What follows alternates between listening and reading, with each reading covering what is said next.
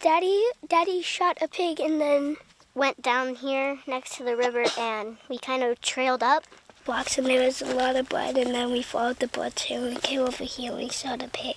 Yeah. Heard something like twitching in the bush, and then it started hitting the rock. That would hurt to get bit by, huh?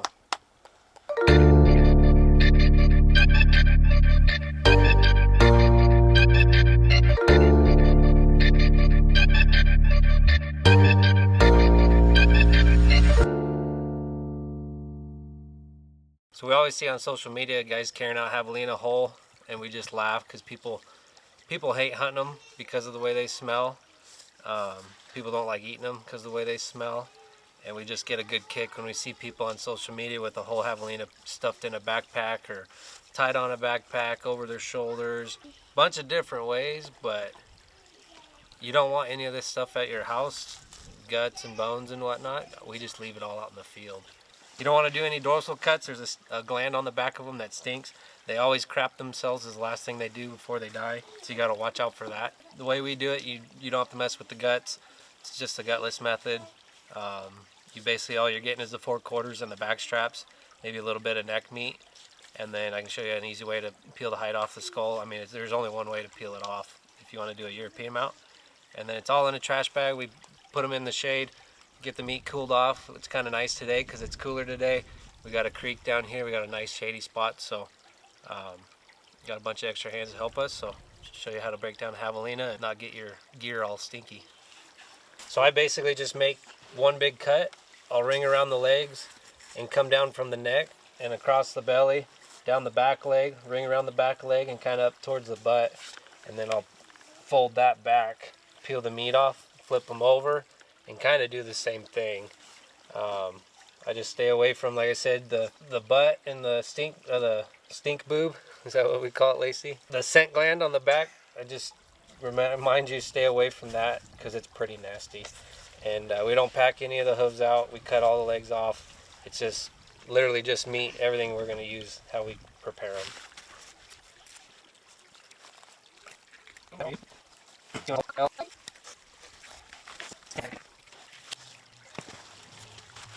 Another thing a lot of people do wrong on javelina is they'll tag them wrong. They'll just put the tag around the leg, call it good. And there's pretty good instructions on the tag, but you're supposed to cut the gambrel on the back, on the tendon, and put it through to where you can't slip the tag off or nothing. So that's the proper way to tag a javelina.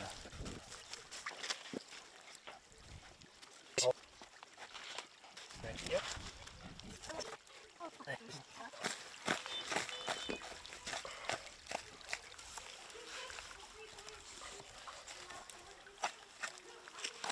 Yours hurt? No reason to carry out extra weight. Lacey, grab the leg. Oh God, that's fine.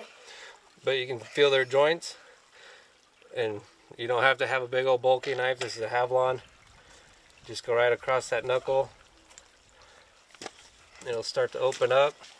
Yep, you're good. You can give it a little twist. It'll just pop. And you just open it up. Same thing with elk and deer. You don't have to pack them out. Yeah, that scent gland's right on the back. His butt, his tail. And that scent gland's right there. It'll all be discolored. This is all white and black and gray. It'll be brown and tan. That's what ruins javelina and why people don't like their meat and everything that puts their smell is that gland right there. As long as you skin them, you don't have to mess with it.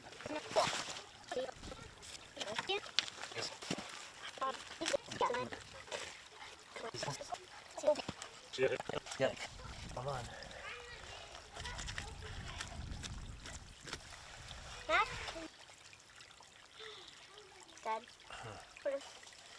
what kind of stuff for this? You can take the hoof off and keep it legally tagged. Just go up to the next knuckle up above the first one. And it's all together tagged. I got these 2/4 off on this left side. Now I'll just peel this back strap off. And while he's over, before I flip him, I might run my knife down the jaw a little bit and just peel some of this off, see if there's any meat right here I can get. But right now I'm just going to work on the back strap. I'm going to find the point of the hip, make a little cut back, and then right there above the ribs, just gonna do a line. You find the rib cage down right here to the neck, and just follow the backbone, peel it out. There's a little bit of meat right here. It's a pretty good sized pig. Right along the windpipe and up to the neck. And I'll just peel that off like a back strap, like you always, like a neck. Just follow the bone all the way up to the back of the head. Yep.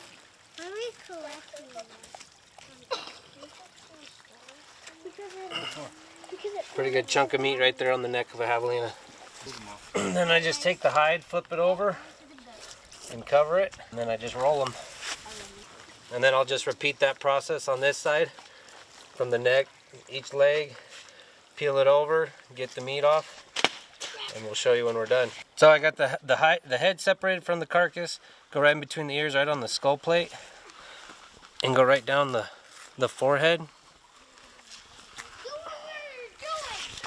And then I just start peeling back on the ear. And this is just for a European mount, so we're not worried about anything. We're just lightening up our load and getting rid of stuff while it's still nice and warm. So it probably took us about, on average, 30-40 minutes to do all this. But we're taking out probably 20 plus pounds of meat in one bag. Kind of double wrapped it. We only had one, but all the meat in one bag.